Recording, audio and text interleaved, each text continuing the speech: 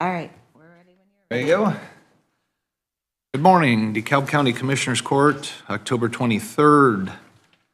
It is past 8:30 a.m. We're going to open up this meeting today. Not present, Bill Hartman. I'm filling in, Todd Sanderson for him. And we're ready to go. I believe, Dottie, you're up. All right. Just the Dottie show. It is. Yeah, it's just the Dottie show. Although right. I have something about Larry. Okay. As long as it's nice. Of course it is. All right. Yes.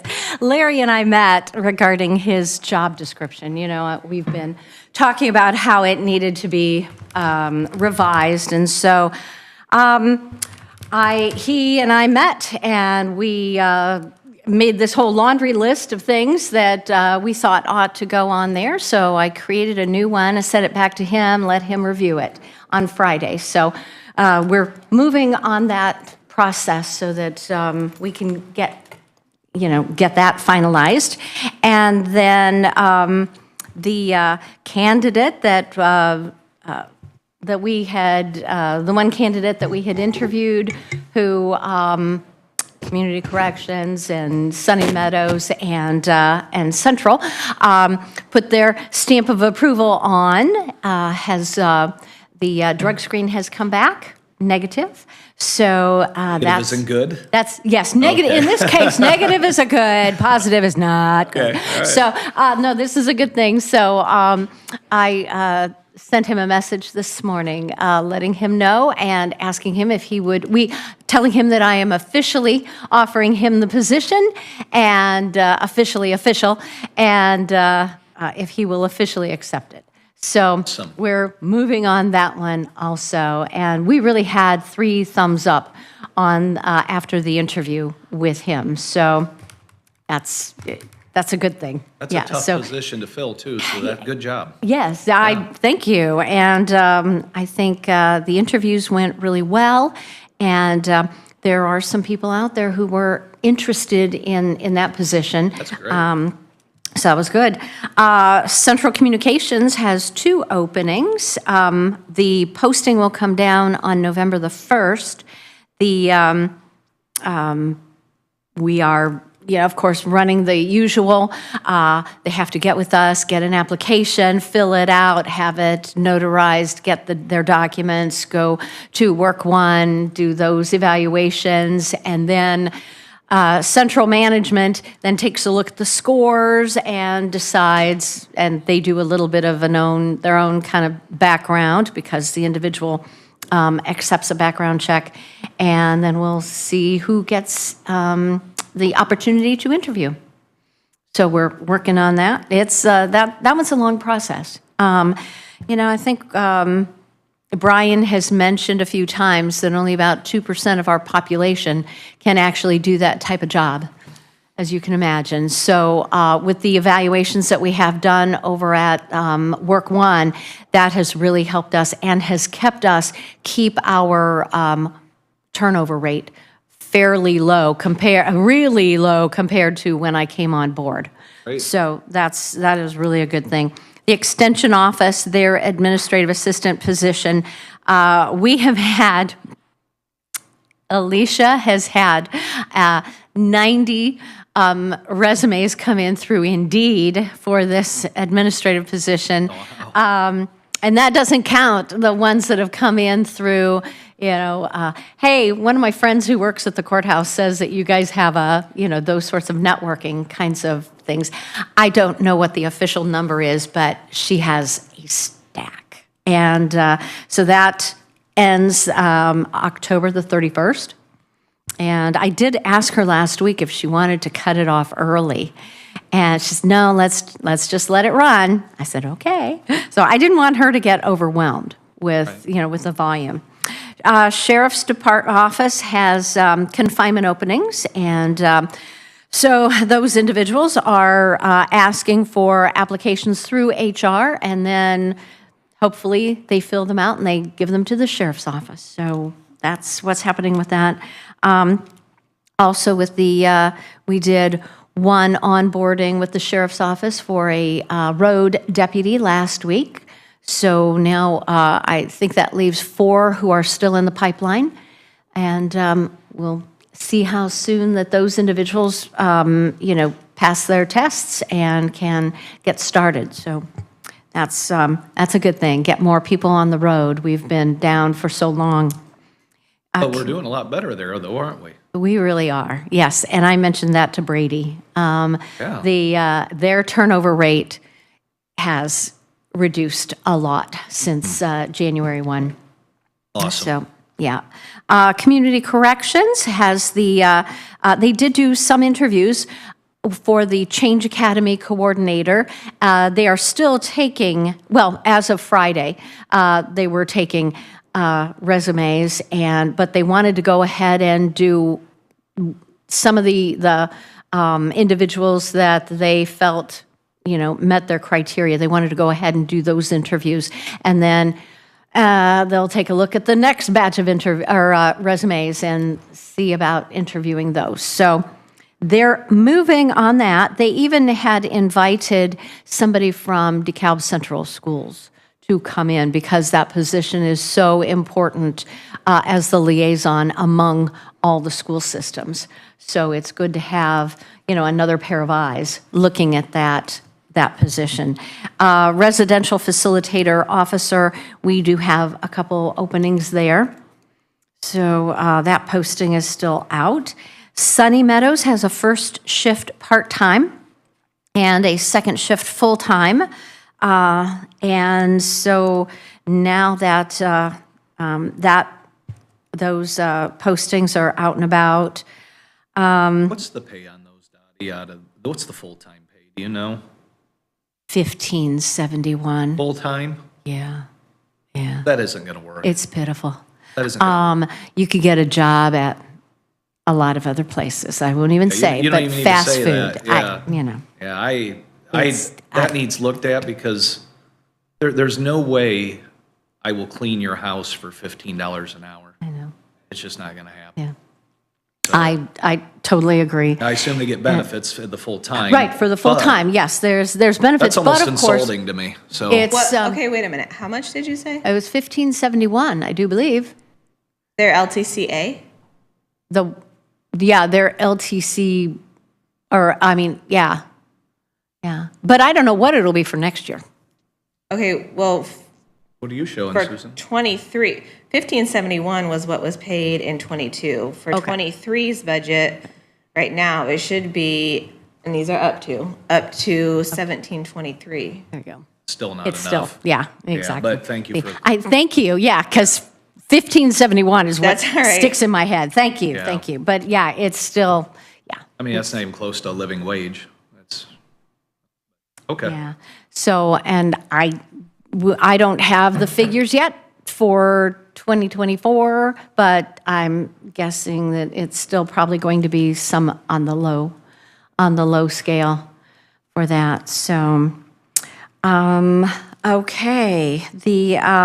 Have my biweekly meeting with Surest and Apex regarding any issues that we may have cropping up. And the big issue right now is the out-of-pocket, the accumulation. We have still, we're trying to figure out what happened.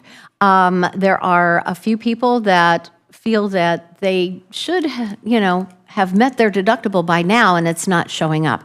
So that's our big concern right now. Is that due to tying it in what they already had paid on their previous out-of-pocket? They can't get the two to meld together Right, properly? yeah. Okay. So between Apex and Surest, they're working on that to try to get that. They're hoping that it's just a one-off kind of thing, a onesie, twosie, but they're going back through and taking a look at everybody just to make sure. So I really appreciate the communication that I get from both our broker and Surest. And, if I could say, some of our employees are having some issues. and whether or not they're actually reaching out to the customer service first, or they're just coming to me first, You're the easiest. I don't know. Yeah, exactly. And so often, customer service can take care of it. And then if it needs to be escalated, then we have that hand holder, as I call Trey, who passed out his business card at every, open enrollment meeting. And and some of our employees are going right to him, and he's taking good. care of whatever he can take care of. There's some things where, say, a prescription, and it is not covered in the formulary. It's just not. And the last time we had that issue, we were actually on the phone at the time, and our broker is looking for a program with the drug manufacturer to see if we can get it to the employee with a coupon, which is totally ridiculous, using coupons and all of this other stuff. Anyway, stinking coupons. So, and that was, I'll lead that. Last week, I was on a panel, it was a Zoom panel with other employers who offer healthcare to their employees. And it was a fact-finding panel for Congressman Banks to look at healthcare costs. And then just this morning, local NPR states that part of our Indiana's high cost of healthcare has to do with the fact that at whatever level, they have been very loosey-goosey when it comes to mergers of medical facilities, hospitals, and so that, and it's like, once again, I don't have to name names, do I? But, and gobbling up of facilities. So, where that goes, I don't know, but at least I gave our opinion, why we went from fully insured to self-insured with the hopes that we're going to cut some costs and that we'll, have employees who are using the app and the website with Surest to get the best facility at the best price that they're willing to pay. And that's another thing that evidently it has cropped up a few times that our local hospital doesn't, they do a certain procedure, but it's 3 times more than if you were to go to Parkview Whitley. So I've seen that too. The different Parkview pricing makes no sense to me. so I mentioned that to Apex and to Surest. It's like, don't you have your marketing people who can go and talk to, and find out what the heck is going on? Why? Because we're located here. We're not located in Columbia City. Yeah. So that's another issue that we talked about. I hope that it was a fruitful information gathering time for the Banks organization to maybe do some things to try to cut the costs for our employees, both pharmaceutical-wise and medical procedures. So I sure we'll hope see. it works because that Surest app is great. I hop on there and just type in, it tells you what the drug's gonna cost, and it even tells you which pharmacy to get it at. Yeah, exactly. And then doctors, same thing, you need a procedure. Yeah. And it lists the doctors and what they charge. And I went to the cheapest heart surgeon I could find, No. But seriously though, it's just such a great app, and I feel for those that are having a problem with the drugs though. If you're used to getting a drug and then all of a sudden it's not there, that's definitely disappointing. I know. But unfortunately, you're gonna have that in a change, and I hope we can work through it though, because I'm finding it to be, and we've had to call the phone number too you're talking about, and the responses just like that. So Good.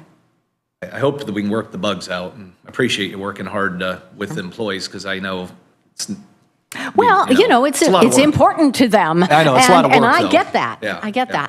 that. It's just that sometimes our hands are tied, and it is the system that we are living in. Right.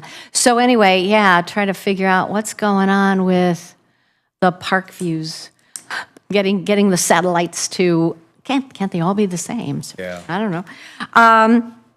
Let's see, so there was that. The OSHA 10 class is this Thursday, Friday for about 12 of our employees, which will be great. Good to, for safety culture.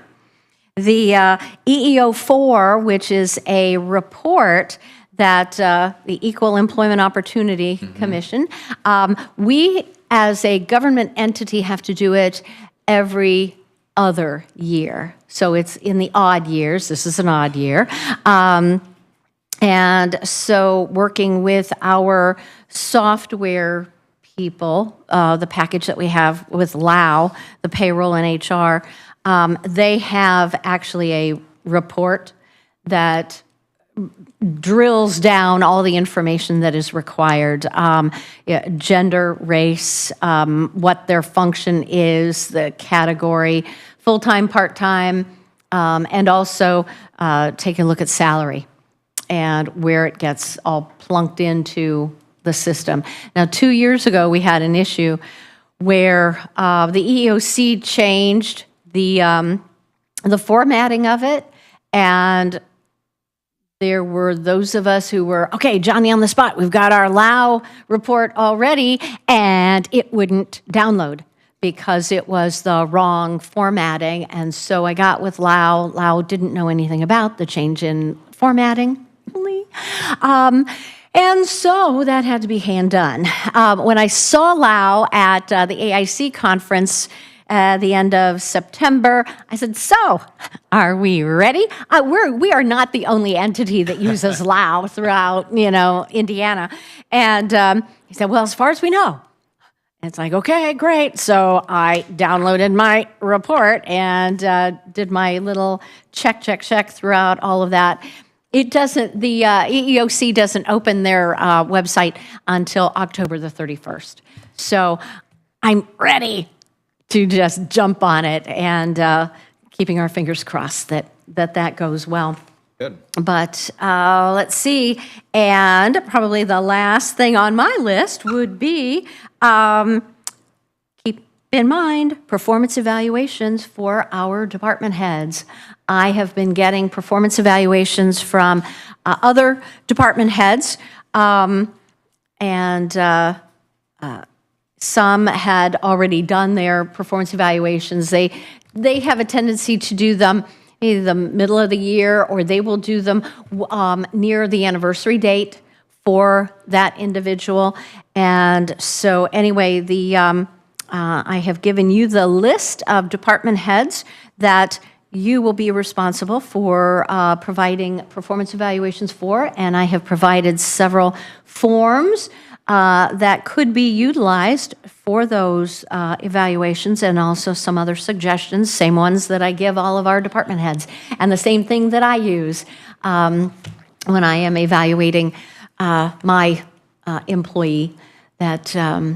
So anyway, that is what I have on my agenda. What do you guys have? I have, going along with evaluations, I have filled out all the forms, the payroll change forms that you guys will have to fill in the wage amount along with the spreadsheet I had made that Dottie provided to you for your department heads that you need to do the eval.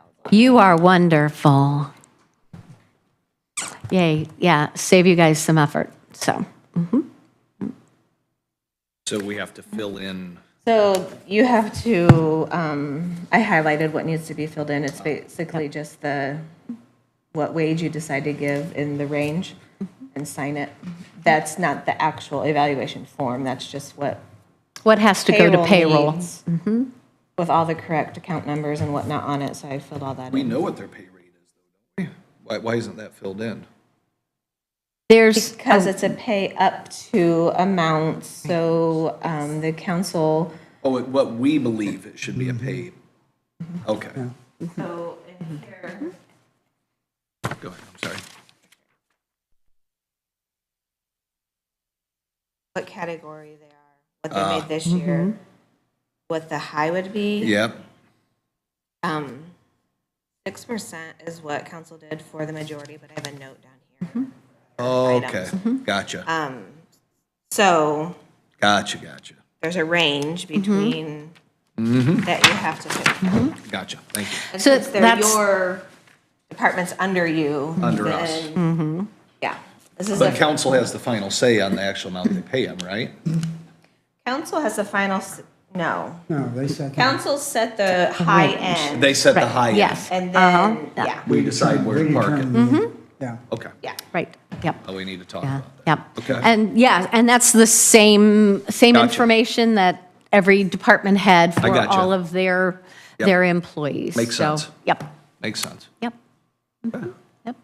So, I mean, it's almost the end of October, and I really would like to have performance evaluations in by the first week of December so that Teresa knows for sure who gets a pay change and who doesn't. We So- get the hint, Dottie. Okay. Good. You guys, yes. And I mean, just within the last year or so, the council put in the requirement in the salary Yes. ordinance I that gotcha. if Yes. there's not the evaluation, then you don't get You don't anything. move on anything. Right, yeah, Last exactly. year was the inaugural run on that. Yes. Yes. I think it was just last year. Uh-huh, yeah, Okay.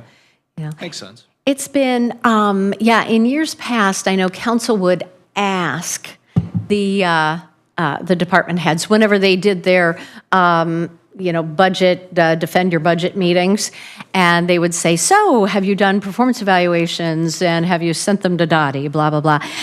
But then last year, it was, you must do these, or else your employees do not get a raise or change in their pay. So, anyway, And a good decision, indeed, that was. yeah.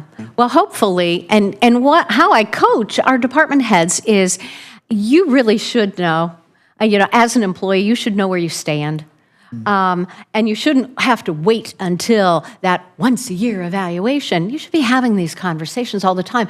But this is a formalization. Sure. This is what you have accomplished. Remember when we had that discussion back in March? And, boy, all of a sudden, your performance went like this. So proud of you, blah, blah, blah, things like that. It shouldn't be all of a sudden, this is bad, this is bad, this is bad. You should know. And the department head should know. And I think that's why we've had a lot fewer terminations. Because employees know where they stand, department heads are aware of what's happening, and it's not this big, they've got to go. Communicate throughout the year. instead of once a year. Communication is great. Yeah, Yes. yeah, I agree. Yeah. Right? Anyway, what do you guys have for me for this week? Interjected the whole time. I got my questions. I in as know, you were yeah, going. you're good. Yeah, Mike, I know. And I know you guys know where I live, so it's not. Anyone else? It's never a surprise. Mike, nothing? Nope. Counselor? The performance evaluations, is that, so you three commissioners will be doing them? Is that in an open meeting, or, I mean, this is my first No. year round on it. We individually did them last time. We broke them up, didn't we? No. We- I did one alone, but we did them in executive session. Executive that's session, right. that's what I'm Yes, talking right. about. You can't, you Yeah. can't do those in a I public. thought we I did was them, I thought we did assuming- them right, individually, but you That's did where I do was one going with that. individually, because Yeah. yeah, that's right. Yeah, because they were on vacation. So when we did need it. to schedule an executive session date. That's where I was going with that, Yeah. that's why I brought that We up. can do it that way, we can split them up. I'd be happy to split them up, too. I think that's maybe the most efficient way to do it. I think let's go through this list, and you and I, Bill, let's split these up and get it done and get it to Dottie. I think we can get done in a couple weeks, Dottie, pretty Yeah, I easily. That'd think be great. December 29th will be our target date. Yeah. I'm thinking December 31st at Yeah, 11:59. yeah, maybe. Yeah, maybe. You'd have more than just Dottie down your back. Hey, it's how the IRS works. I think we should do the same thing. We need 60 more days to process your request. No That's right. problem. What time is it? Need 60 days to process Yeah, your we need request. 60 days. Yeah, exactly. All right. Hey, Have a great rest of the So day. our agreement will split them up. Yeah, we'll split them up. That way we don't have, we can just do them individually at their offices. We don't have to do executive session or any of that good stuff. Great. Oh, now it's an invasion. All right, so Dottie, we're all good. Real quick, we got to, more time. Go. Nope. Nope. We good? We're good. You're dismissed. Aye, aye. Have a great day, Dottie. Real quick, did you get a chance to look at the claims, Mike? I did. I'll move to approve them. And I will second. Any other discussion? And since Bill isn't here, we don't have to do roll call. I Roll know. call. Any other discussion on that? All in the favor of approving, say aye. Aye. Aye. Opposed, same. Motion carries to pay the claims. Might as well move to approve the minutes too. I'm right behind you. I will second. Any discussion on the minutes? Find anything wrong in it? Susan never makes a mistake, so Oh, I do. I just correct them before you guys do good. it. All those in favor of approving minutes, say aye. Aye. Aye. Opposed, the same. That motion carries. Okay. Sign these real quick. There are 2 pages to this one, just one, isn't there? Yeah, we'll have another claims one come. Okay, here you are, Mike.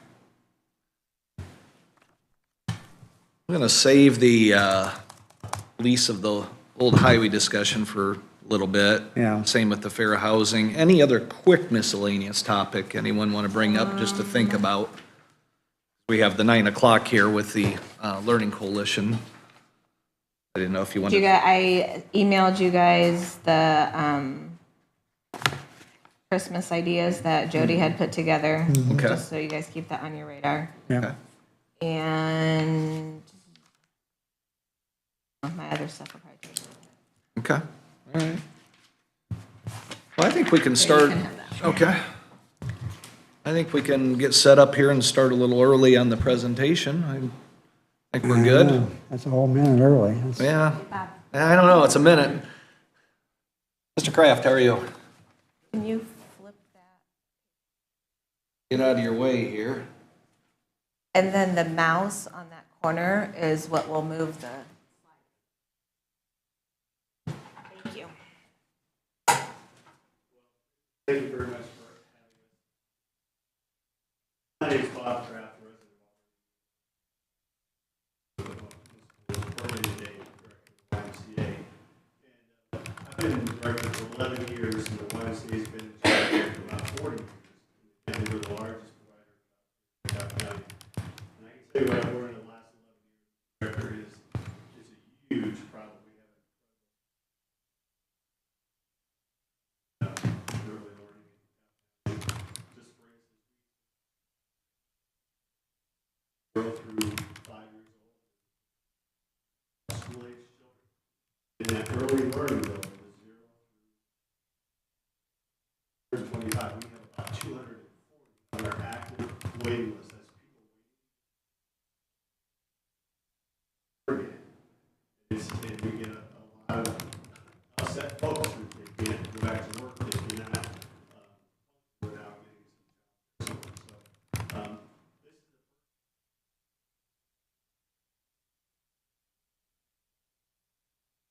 is came up at our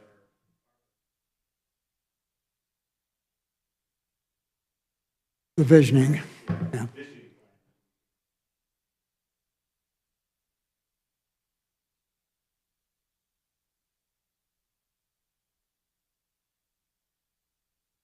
This is the first time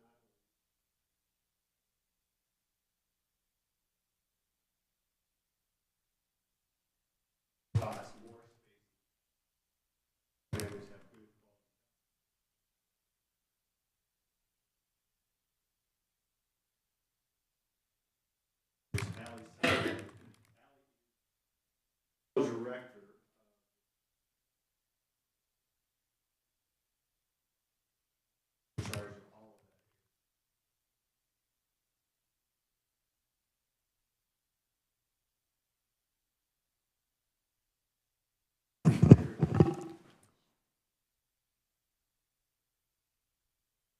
Allie, what's your last name again? Sutherland, got it. Yeah, huh? That's fine. Got it. Thank you.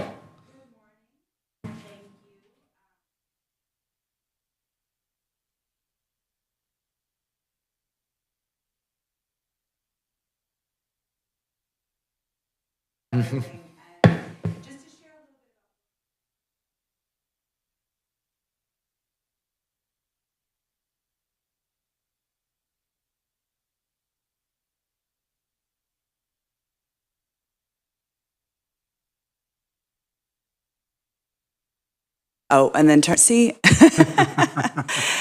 Okay, so here is really what the Child Care Challenge is in DeKalb County, in all 11 of our Northeast Indiana counties, in our state, and truly across the region, is that operating a child care facility is incredibly cost prohibitive. It's expensive to care for children. It's expensive to take care of children. And the lack of affordable quality child care is keeping many people out of the workforce, affecting our families' abilities to thrive and provide for their children. So, and because of this, we really want to look at, here's what's going on in our region. So in our region, these are the children under 6 who need care. That means all families in the household are working. We have about 40,659. Our child care capacity, which is really our known capacity, so that registered or licensed childcare that we are aware of, we have 15,108 seats. And children using a child care voucher, that's our child care subsidy that comes from the Child Care Development Fund. Only 3,218 children in our entire region, of which about 2,700 of those are in Allen County. So what that means are those are the only families receiving any type of help to afford childcare. So that means everyone else of those 15,000 spaces would be paying full price for childcare, of which the average cost in our region, it's about $8,777 for infant or toddler care, and about $7,500 almost for preschool. So you can imagine if you have a 1-year-old and a 4-year-old, which is not an uncommon situation, how much you are spending of that average median income. Right? We have families spending between 12 and 26% of their income on childcare. It becomes very untenable for families to work. So this is the story in our region, and then I'll get this. And it's very similar, the story in DeKalb as well, too. So because of all of this, I'm going to go forward one here. In the fall of 2021, I started having conversations with, at the time, Ambassador Enterprises, and we started looking at some of the counties in our region that were starting to make a dent in this childcare. So they were building more seats. They were finding ways to find affordability for their families. And that was in Kosciuszko, in Noble was just beginning, and Wabash County, they have Thrive by 5. And what they all had in common was they had a leader. They had a person who was waking up every day, and it was their job to think about the Early Child Care Challenge. And they had a community of people behind them as well, too, a coalition. And because of this, they were starting to make strides. Now, we are in early days, and this is a complex challenge, but they were starting to make strides. And so we had conversations and said, what if they weren't working separately? And what if we could do this in all of our counties? What if we had that leader in all of our counties, and we had that commitment behind, and we started working together? What could happen? And so in December of 2021, we came together with those that we knew. At the time, we knew we didn't have everyone at the table, but we kept asking, and it was an open door. Anybody who wants to work on this with us is more than welcome. And we started saying that this does make a lot of sense. We can have more impact together. And so I'll go back here. And so we came together as a coalition, and who we really are we're parents, nonprofit agencies, school districts, healthcare, business, many different people coming together to ensure that all children who need it in Northeast Indiana can find and afford quality childcare. We see our work as connecting, organizing, and amplifying the voices in the community. Because one thing we knew is we can't have a strong region without strong counties. And so we started that work of coming together. And so what we really find is that when communities work together, when funding and grant opportunities arise, we're able to maximize dollars. So an example of this is Early Learning Indiana, which is an organization in Indianapolis, had a grant that came out in the spring. When that grant came out, we got all of our counties together and said, who's applying for what? What makes sense here? We found a lot of our counties were applying for capacity. And so we said as a region, well, if we're going to build more infant toddler seats, we're going to need more teachers. So the region decided, let's apply for funding for training of those teachers. And so we worked together. And I'll say that every county that had a coalition director was able to write and get a grant. We also see that we're fully utilizing available resources. We want to make sure that we're not recreating programs that already exist, but making sure that all of our providers and families have the information that they need, and that the learning really happens much faster when we are working together. So we get better data, better understanding, because while you see that number of the 40,000 children, where all children are working in the household, or all children are working. That would be better for our labor shortage, right? Put them to work. All parents are working. We know that that's not the best number, because not all of those kids need care, right? Some of them have grandparents that can take care of their children. Some of them work different shifts. And so when we work together, we can actually understand what that data story is. And that's why we want to start with an understanding in our communities and not just immediately build spaces, because we really need to know who needs care, what does that care need to look like, and where does it need to be? So I'm going to go forward a little bit, or I guess I'm going backwards. Say I told you, I'm really much better. So we have a lot of people coming together. I really appreciate this slide because I think it demonstrates that we have both a private and a public sector coming together to solve this problem, because we know that this issue is a complex one. And so this is what it looks like right now. We have a regional coalition with members across the counties, and then we have coalition committees where we're working on policy and advocacy, connecting with employers. We're also working on how do we support our early childhood workforce. But what you see up there, what's really important is that leadership. It's really important for today's discussion and overall is that leadership team. So that leadership team really drives what the regional coalition is going to do, and that consists of all of the coalition directors. So we're going to, by hopefully Q1 of 2024, have a dedicated leader for every county. So I will say that Adams and Wells County just got their funding from their commissioners. So each county dedicated $25,000 a year over 3 years to begin and seed this coalition. And so we'll be hiring there. Allen County is about to hire. We're working here in DeKalb, and then we'll have completed our leadership team. So we're really excited for that. We have a governing board as well that just ensures that we are meeting our mission and being financially responsible, all of those great things we're working on. And so some of the things that we've done.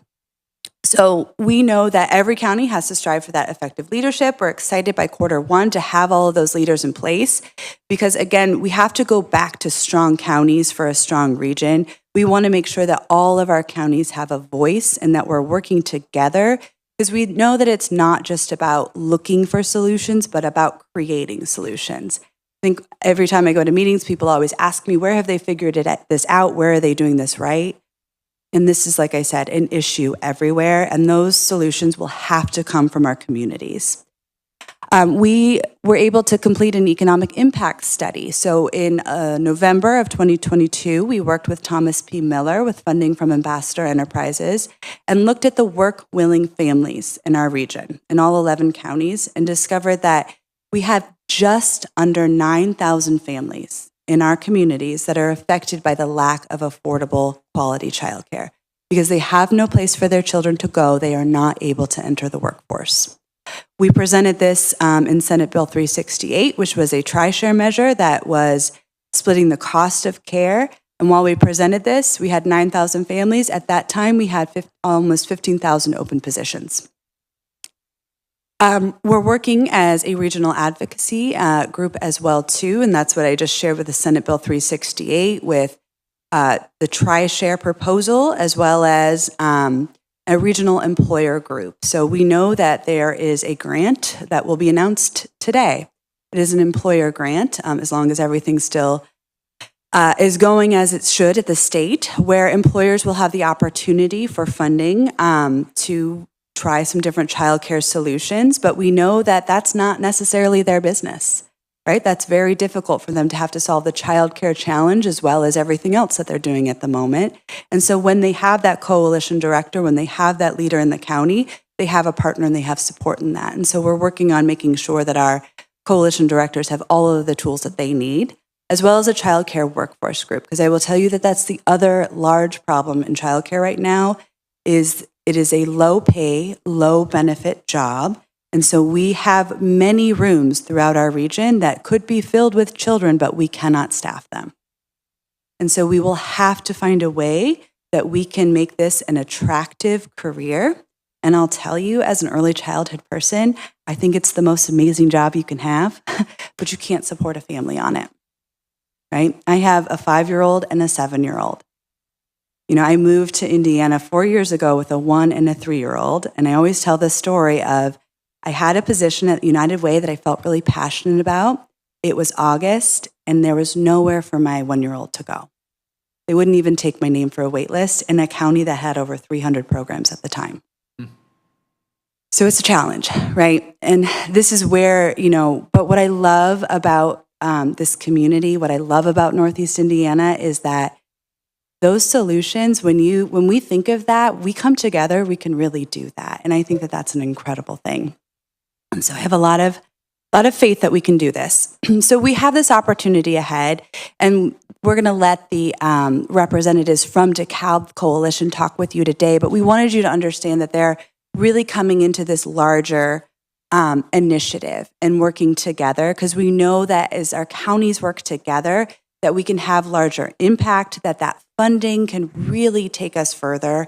And so right now we do have a proposal to create both a tri-share program, which is splitting the cost of care between the employer, the family, and some kind of state funding. This is done in Michigan right now. It's being piloted in Kentucky, as well as to expand our shared services in the region. And what shared services is it's really back-end support and operations for our childcare providers. Most of our childcare providers have to operate separately and on their own. So just like K through 12 have cooperatives where they can really create those economies of scale and grow. And that way we want to create that for childcare as well too. So we would have all of our coalition directors working on this issue as we look for funding for that as well too. So we really think this is an opportunity where we can really make a difference. But what we're here today to talk about is why these structures and the people to do the work is essential for driving change. Right? Without this, we have to rely on a group of volunteers who really have full-time jobs and can't do this all the time. And we need that person and we need that support behind them. And so this is what I talked about today. So we're really looking at creating the solutions together. This is work that's come out of all of these meetings and about 18 months of work together. This is our group so far. Kathleen Alter has been representing us so far from the Community Foundation as we work to implement some of these solutions. And then I'll keep it short today because there's more to tell you about and say thank you very much. Thank you.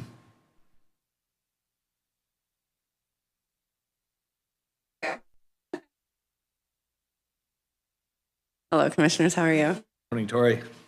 All right, I'm going to talk to you guys a little bit about why we are going to ask you for specific funding for DeKalb County. Shannon's going to go over the budget a little bit with you because that will go through the chamber. We will specifically ask you for the funding for a DeKalb County representative because, as you know, we like to do things independently in DeKalb County, and DeKalb has its own problems. We are 2,200 seats shy in DeKalb County, and when we hire our own representative, we want that person to be fully aware of everything that DeKalb County has, or DeKalb County issues. We are a very industrial-based county, so we have a lot of first, second, and third shift workers, And so we want this person to be able to understand what those issues are. We already have made strides into trying to fill some of these gaps in childcare. And by having someone that can go out into the community and work as a representative to meet with the people that are already making those strides, that would be excellent. We have childcare that has come up in Ashley, for example. Ashley Industrial Molding has partnered with Lighthouse Montessori School to kind of fill some of those things, and to have somebody that can continue to work on behalf of the rest of the community would be excellent. And so one of the things that we would like the commissioners to do is to help fund somebody that will work with the coalition to continue to fill those gaps for the entirety of DeKalb County. So again, Butler has started to kind of fill the gaps in their own childcare. Ashley has started to fill the gaps in their own childcare. But you still have these deficits throughout the county. St. Joe has deficits. Auburn has deficits. And so if we had one representative that was working on behalf of the entire county, that was rallying the entire county, that would really make huge steps. So that's sort of what we need. We need one person working for this, one person working on behalf of the coalition that is doing this, instead of pockets and sects of people that are all working full-time jobs that are then trying to do this. So that's what we need. That's what we need from the commissioners. We need funding to be able to pay this person. Ali talked to you a little bit about the grant that they're applying for. That grant will also be on behalf of DeKalb to kind of subsidize some of that. So that's what we're needing. DeKalb is facing individual issues because when we're going out into the workforce, when we're meeting with these individual companies, we have families that are breaking up their shifts into first and second shifts, which are in its own right having issues with family values, which is something that we're big on here. You have one parent working first shift, one parent working second shift, which is very difficult.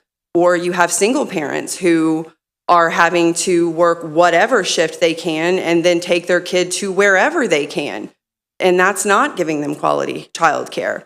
Or you have a very low income person who is not able to work at all because there is no profit value in having to pay childcare and work. So they just don't work at all, which means that they're in this constant cycle of poverty and this constant cycle of welfare because they're just not making enough money to pay for childcare. And so if we want to progress as a society, if we want to help to lift up who we are as a county, we have to do something to alleviate some of this childcare stress for our families. So that's where we are going to have to step in and find somebody that can work on behalf of DeKalb County to help these families because it's just not happening. So that's where we as a coalition had gathered together and worked with the region, and this is the best solution. It's what all the other counties are doing, and they are having success. And when Ali said she wants to have someone that says who's doing it best, I hope that's DeKalb County. When we look out 5 years and we say who is doing the best job, I would really hope that would be us. I would really hope that we come up with the best solution in Northeast Indiana and say, like, DeKalb County figured it out. We looked at our culture and who we are and said, this is what we can do. So that's what I'm hoping, that we can come up with a solution that is best for who we are as a county. And our industries are feeling it when they're having people having to call out of work because they can't find childcare for first and second shift. That's a problem. Mm-hmm.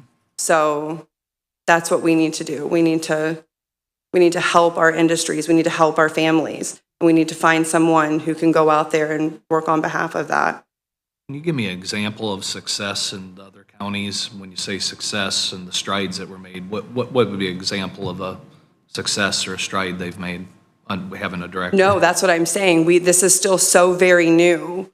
I want us to be that success. Oh, I thought you said they've made success, though. Well, so one example. Yeah, you can come on up. Come on up. No, come on up, Allie. Yeah. No, interrupt, please. Go ahead. So Kosciuszko they've created over 500 seats. They have created 500. They have. And they are a coalition that's about 5 years into the work. And who created those 500 seats? Is it a business? Is it a government entity? How did it work? So it's all across the county in different ways. So the Okay. coalition director worked with their school districts to create more pre-K seats. Okay. They worked with the ministry to create more 0 to 5 seats. Okay.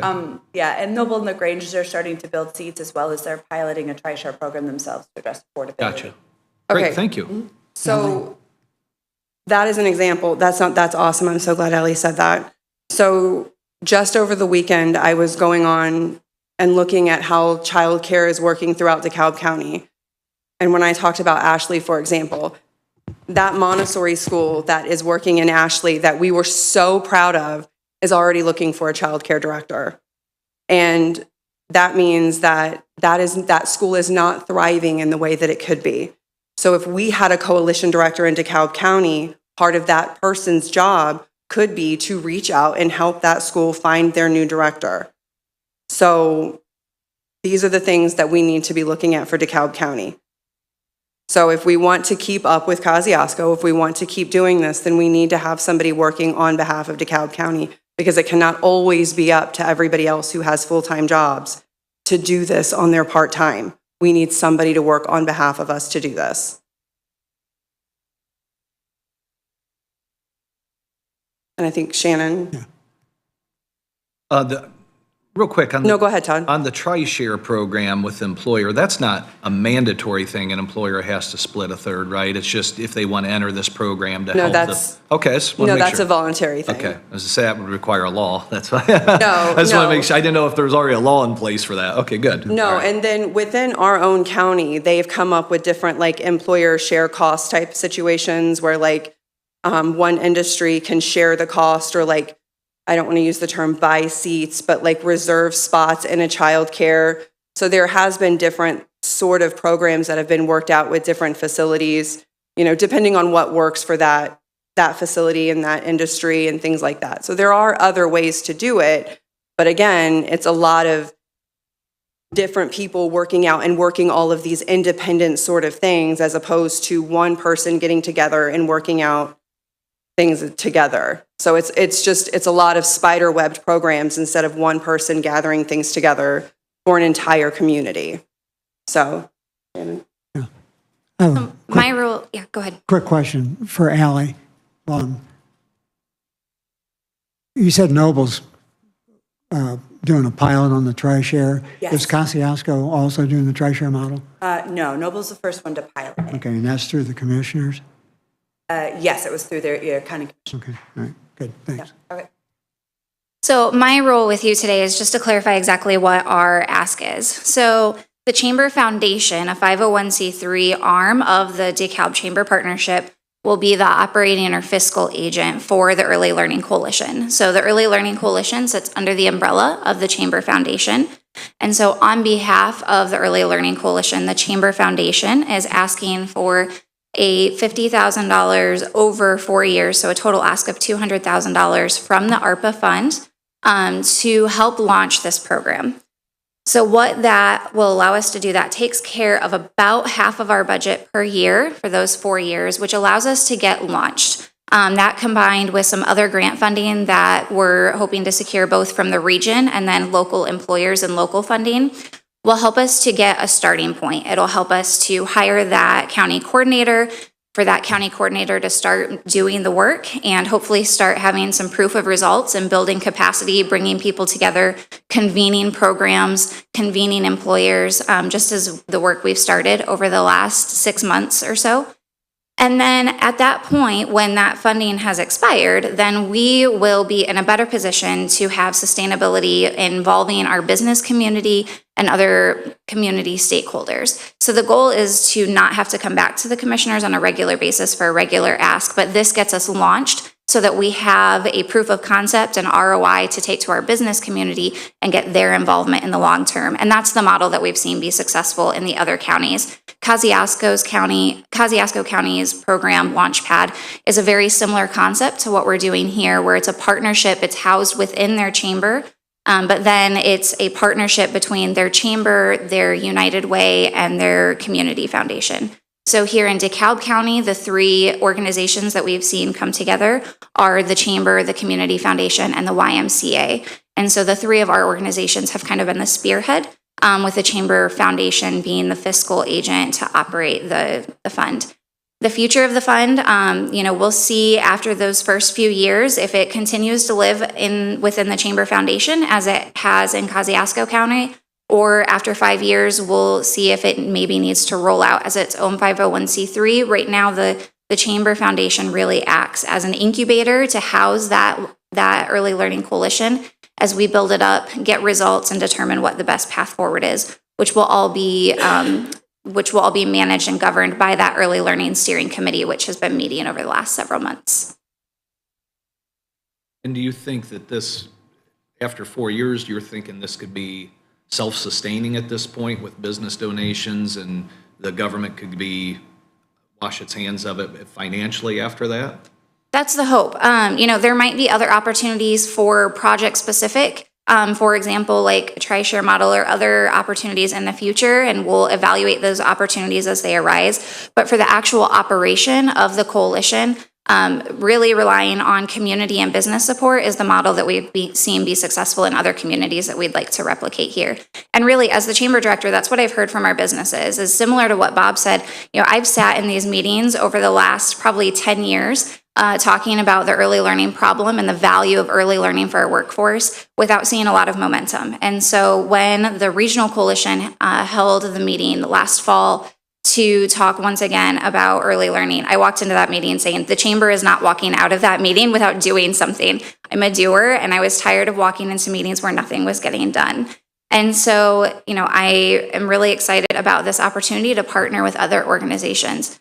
What we've heard from our business community is exactly the same thing. They're ready to put dollar investments to this work, but they've had no place to write it.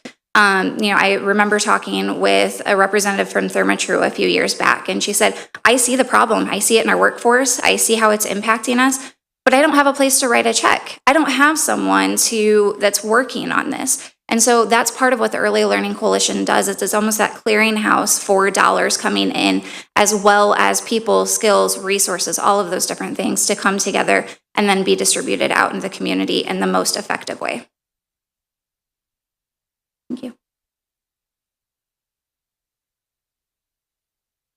I think that's it. Bob, can I just ask, I got a couple questions for you if I could. Okay. You stated you have 125 children. What do you charge at the Y for a child? I assume it's by the week? Or It's by the week. It's different for infants than it is for Roughly. toddlers. Right around $200. It's A week? maybe $205 or something for infants, $175 for toddlers, and then I think maybe $165 for pre-K. The older they- Huge profit center, right, Bob? Yeah, and we're running a deficit of about $400,000 this year. We're losing in childcare. That's Just what so I, you know. That's what I wanted to ask, because you have 240 on the waiting list. Yeah, It does, I always said, we lose money on every sale, but we make it up in volume. yeah. Well, we're losing money in volume too. So That's what I'm saying. If you added, let's say you went out and splurged and said, hey, we're just going to add another 250 seats.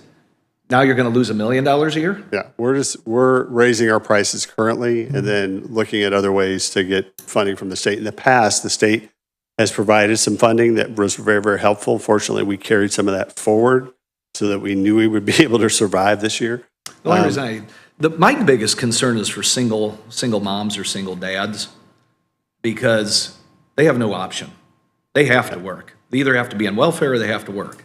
And if they make 35 grand a year after taxes, everything else, and pay their child care, they're not even going to Walmart to get their groceries. So that's my concern, two-family too, that's a concern if they're both low wages, but I think there's ways around that. I'm wondering how many people are single-family versus two-parent homes that are taking advantage of the child care? Is it 50-50, or is there a more need towards a single-family mothers and fathers? Have you ever done a metric on that? I can't tell you the exact numbers, but I've talked to Chelsea, our director, about it a little bit, and I think we're maybe 30 or 40 of our families are either single parent or maybe two people in the home, but only one of them's responsible for the child's I see. financial needs, which is somewhat the case when you have blended families that aren't married, so.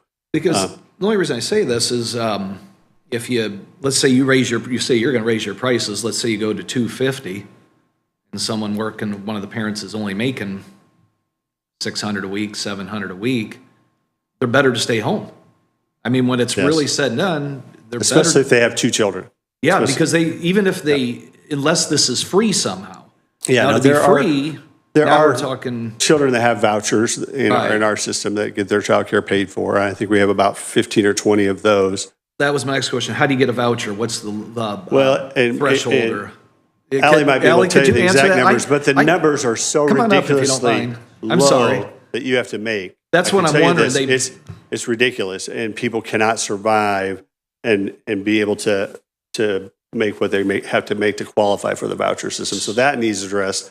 The state tried to address it a little bit this year. They raised that poverty level a little, but about, I think, a quarter of what they initially had talked about. They talked about going up 300%, and I think they went to 100% or something. So they recently raised it to 150% federal of poverty. poverty level? Yeah, And so what's the that's- current poverty level? So for a single parent, they can't make over 21,000. 21,000. A family of 4 can't make over 45,000 and receive any help for childcare. So They can't even rent a house, and that's amazing. See, we have some legislation problems here, is what we really have.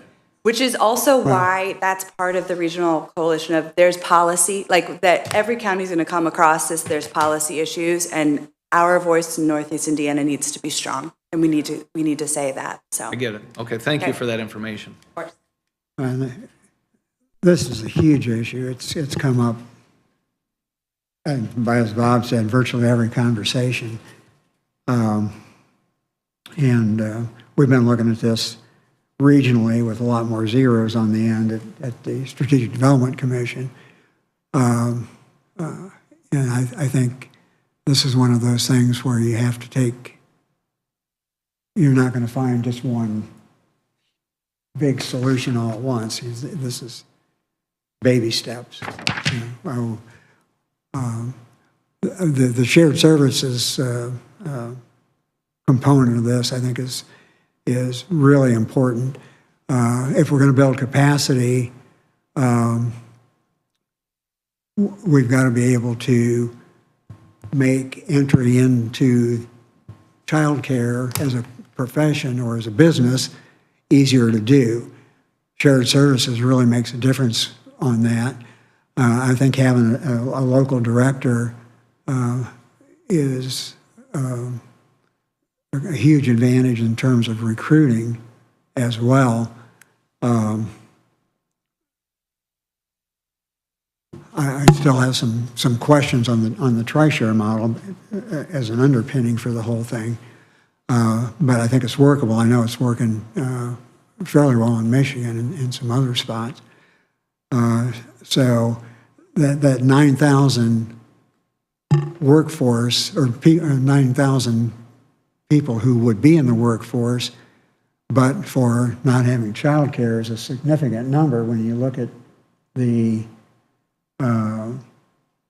deficit we have in filling jobs.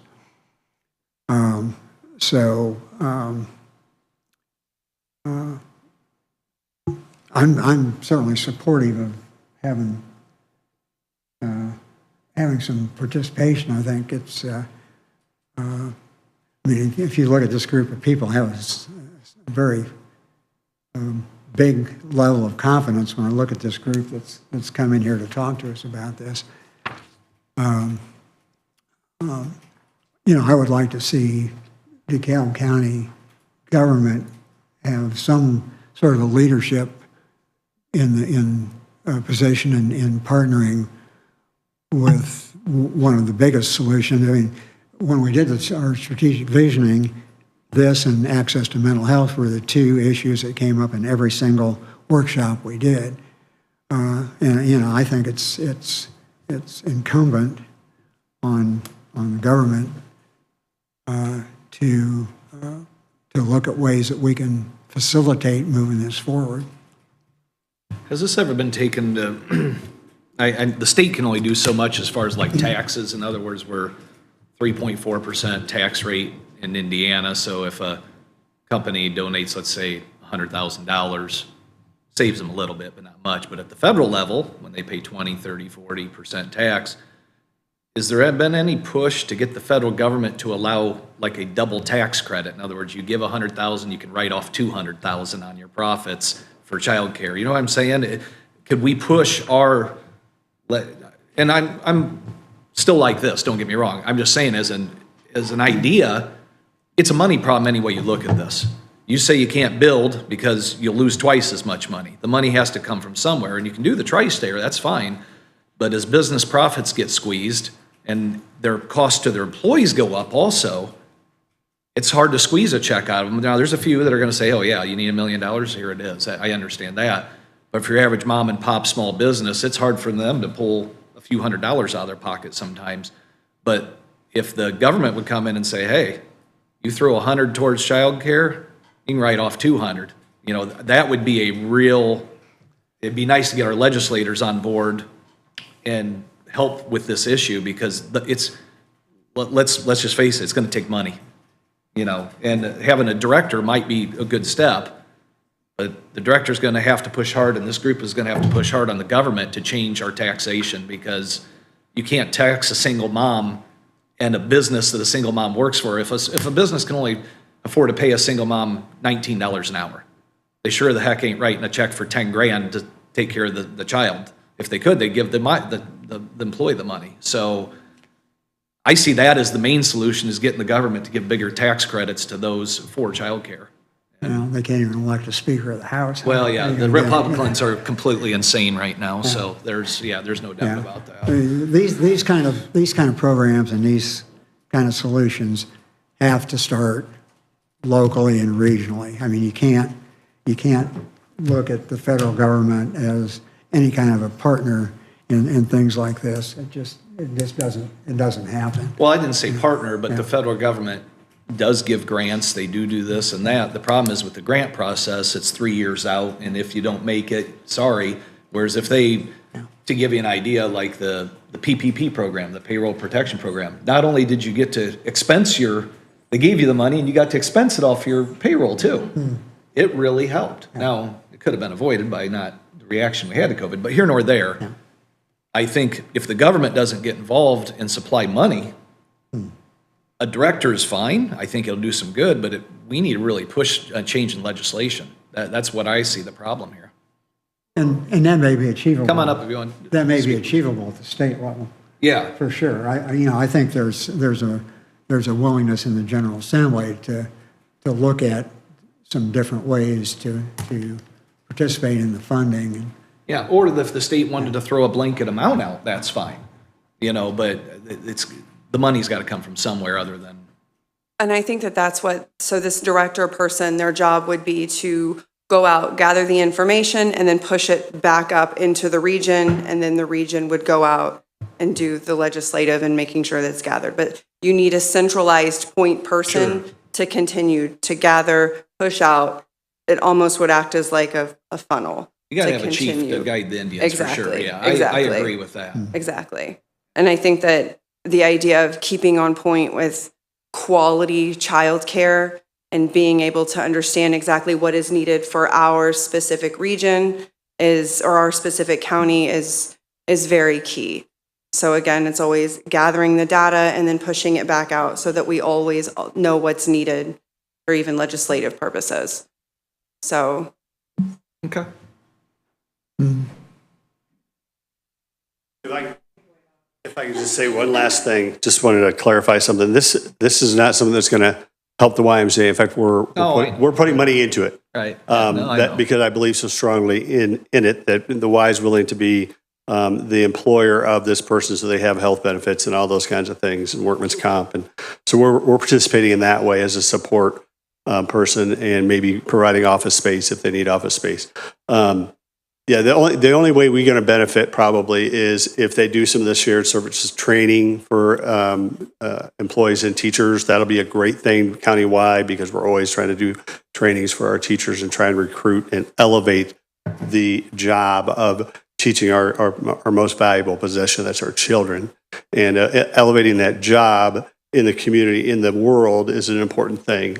RY is already committed to early learning over the next 5 years. Our board is already planning on expanding, and we have a very large organization that has capacity to do that. But most early learning centers can barely operate because they don't have all that upper management, barely operate. You have to boot, expand, and look how to start. Dawn's been involved in trying to start one in Butler for, 4 or 5 years now. It's a long haul just to get something going without another bigger organization to support that. So I just want to clarify, the Ys, we're chipping in, not taking out from this. I'm sure. Your Y does a great job. Thank you.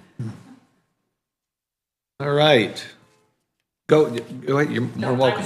Dawn Mason, Butler Community, and also on the committee. I think the one thing that I would just kind of challenge you guys to think about is it does take a community. It takes businesses. It takes families. We have been struggling in the Butler area for many, many years since we lost the Butler Early Learning Center several years ago. You know, the businesses that are in our backyard that employ a lot of people in this community and outside of our community as well.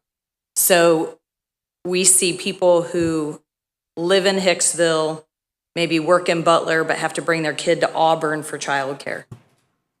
The money that they're spending on childcare and the gas money to get to and from it is crazy.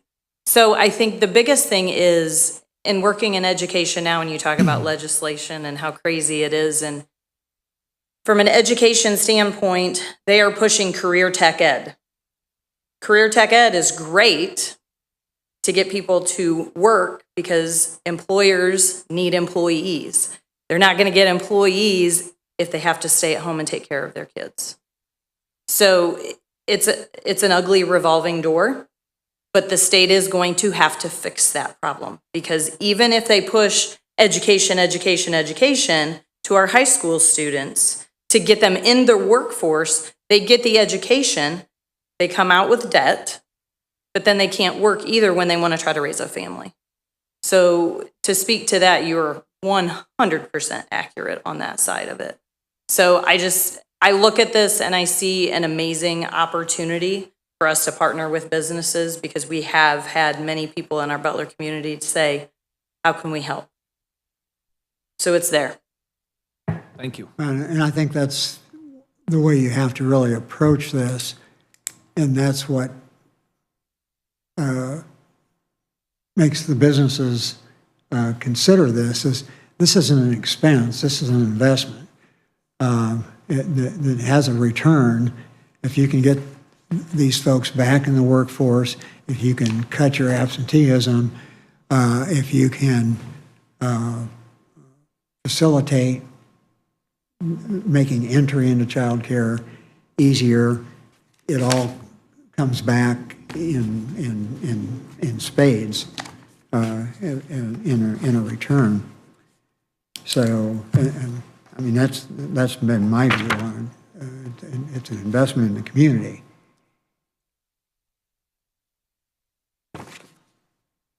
The only, and this is more technical than anything, we would have to take a look at the ARPA fund situation in terms of, I would foresee this, if we do it, as a grant to the Chamber Foundation. ARPA fund requirements are that it has to be committed by December 31st of 2024 and has to be spent by December 31st of 2026. So I think we can handle that if we structure the grant properly, because I think once the grant is done, that's considered spent, but that's something we'd have to work out. And it's not insurmountable, I'm sure, but just something we have to think about.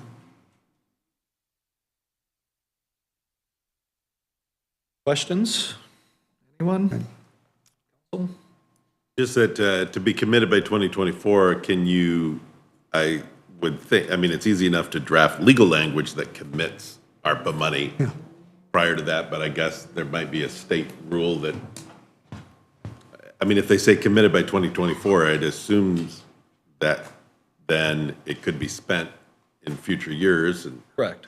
On the ARPA funds, you mean? It Yeah, has to be has to be Only spent. up to by 2026. 2026, yeah. Yeah. So, So it Now, is, all of our ARPA 25. funds have already been appropriated. right. So it would just be a matter of Moving things around. moving things around, so that's not a problem. But, you know. so for 4 years of funding, we're talking about 24, 25, and 26 is all that you could use the ARPA for? Or Well, you could, Well, you could write a big, or you said you might be able But to if we commit do it, a grant to the. a grant to the that would be Chamber used in Foundation, 27. Okay. Then Yeah, I think that qualifies as being spent. Go ahead, Bob.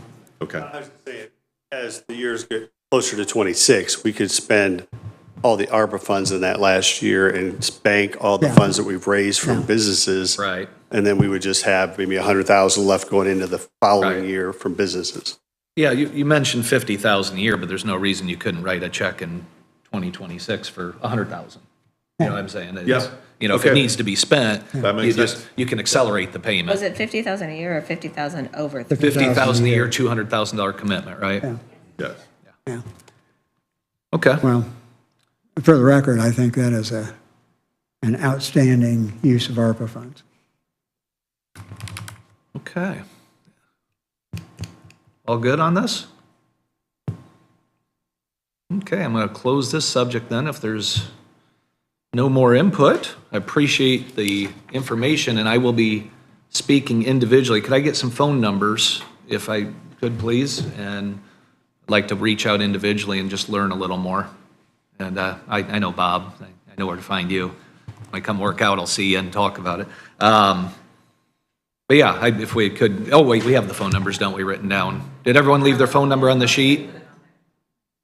If you didn't, if you could leave your phone number on the sheet, I would appreciate it. Oh, okay. Thank you guys very, very much.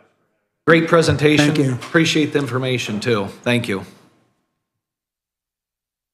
Okay. Yeah, okay. Get away from Mike. Starting to stink.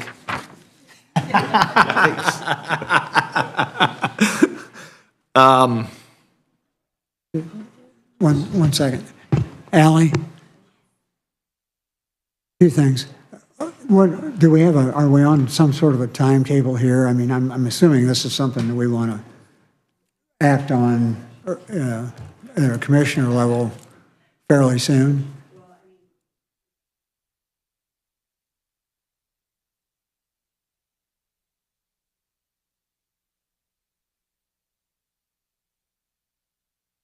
Okay.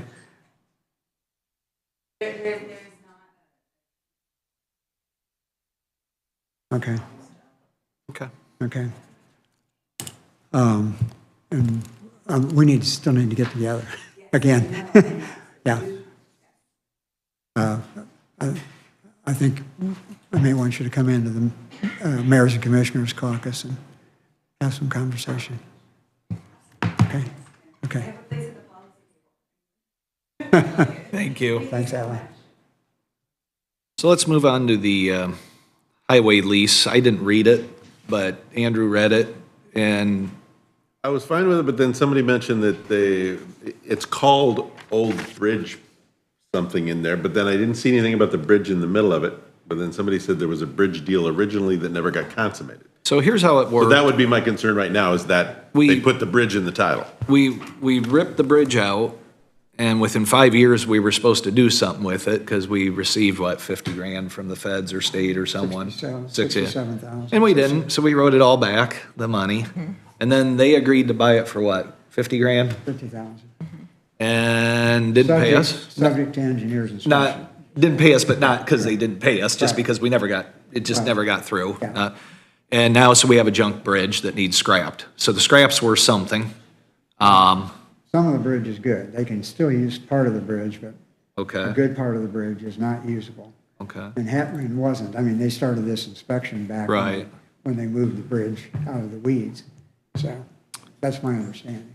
So I guess the way I see it, just from, we're kind of in a what I would call a triple net lease right now with the city.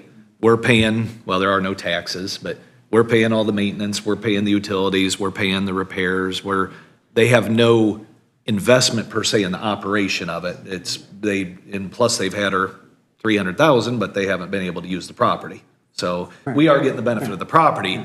I'm not sure let's say the bridge is worth 30,000 instead of the 50,000. I'm not sure we're gaining for 6 months of usage. I'm not sure we're gaining $30,000 considering it's a triple net lease on a junk building that we're maintaining. I would like a compromise maybe if they could pay us 15 or 20,000. I'm just throwing a number out there and give us until, what we're honestly thinking at the latest March 1st, according to the schedule of us actually being out of there. I'd be more tuned in that than just a flat write-off because I didn't like this deal to start with.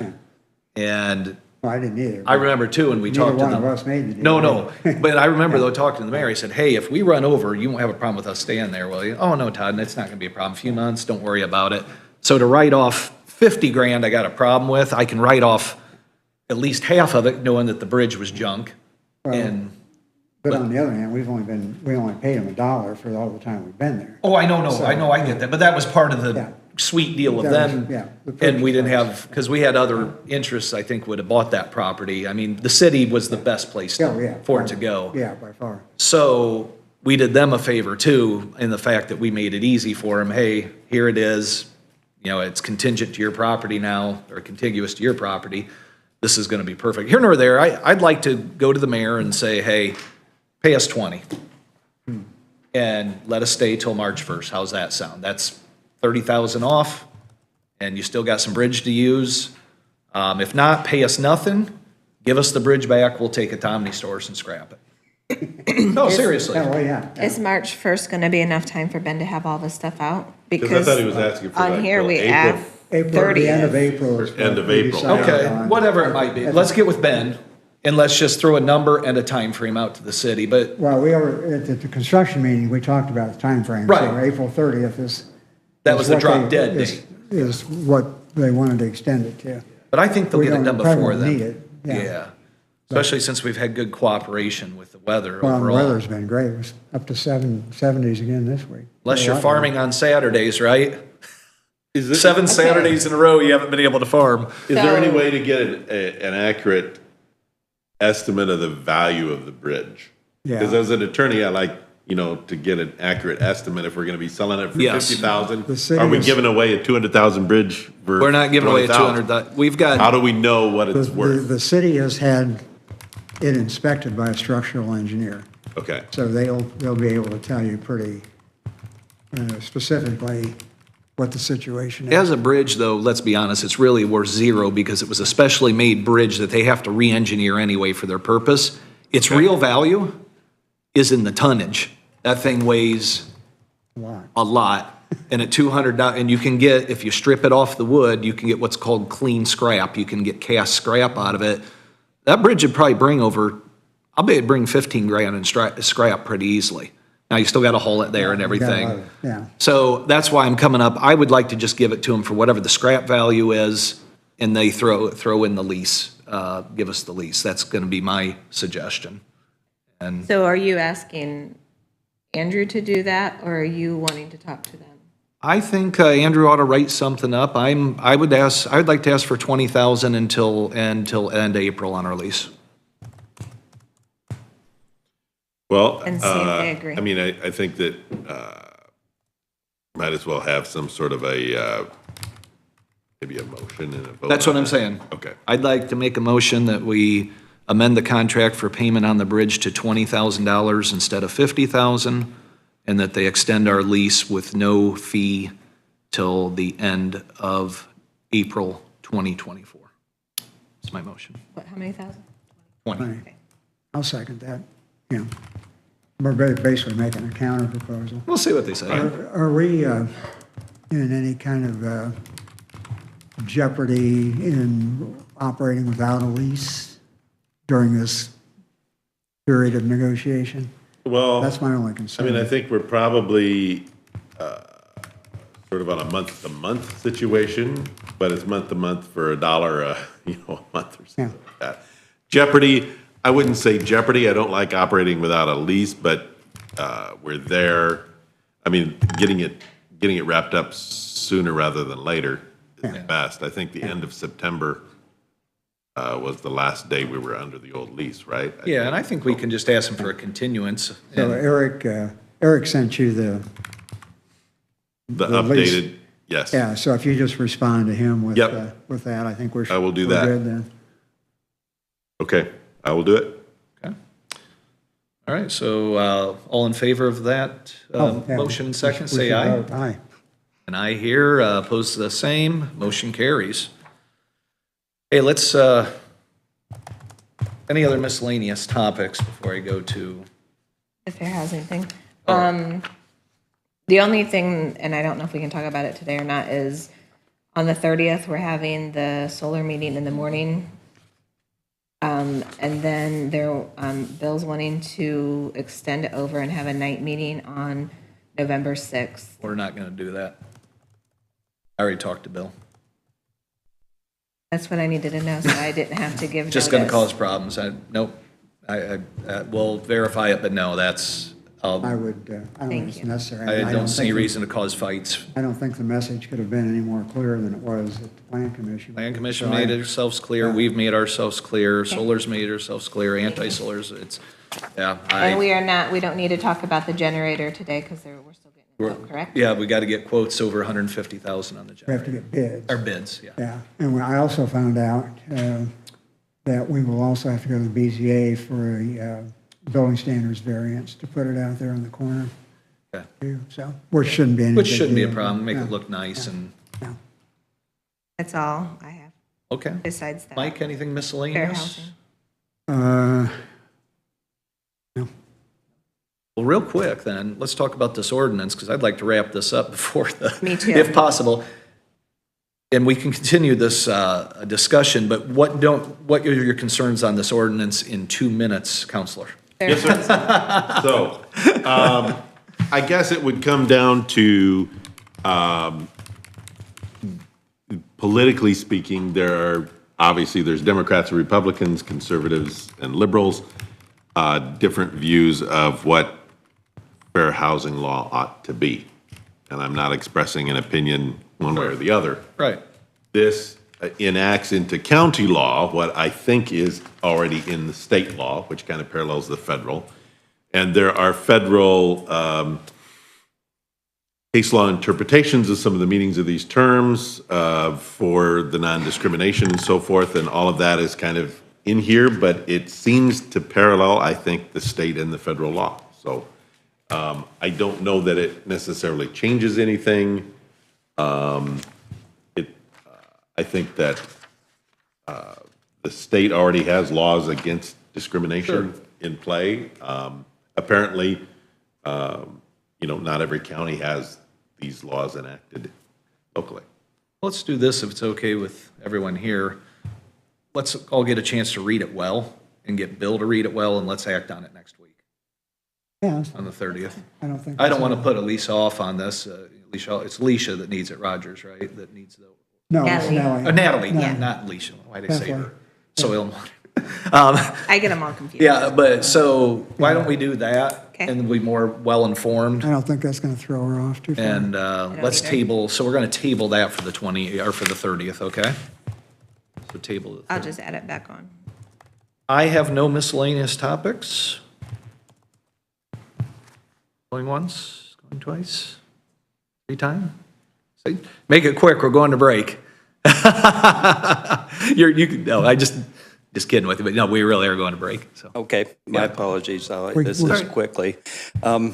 Reading in the newspaper about, Is your mic on? yeah, I turned it Okay. back on. I heard Yeah, Jim Miller. Anyway, reading in the newspaper about the commissioners talking about putting in a shooting range, I just would like to ask that the commissioners please look at use of those funds for, I came in with the idea of, since the county road issue has been not addressed, and we're looking at a road tax, that maybe the ARPA funds could be used for road maintenance and road maintenance certainly is needed in this county as opposed, and maybe for a very good fact, maybe we can put off a road tax, approving a road tax for an additional year if ARPA funds are dedicated towards the roads. And certainly that would be something that would help everybody in the county. It would be for the whole county, would be an absolute good thing. Having heard this recommendation this morning, having served on the school board for 12 years, obviously education is very high on my list, and education of DeKalb County especially. And so I guess my recommendation is to look seriously at this job opening for childcare. Obviously, it is a need as well. So I guess I would only point out that both of those are items that I would highly recommend that the commissioners look at in place of a shooting range, which would help some county residents, but certainly isn't in the best interest of all county residents. So thank you for your time. I appreciate it. Thank you, Mr. Miller. Thanks, Jim. Okay, hey, it's that time. Let's break and let's be done. Done. We are adjourned. Okay. Official. We'll be officially. Mike's off, please. Are you up or am I up? Who's up? Bill's up. Bill's up.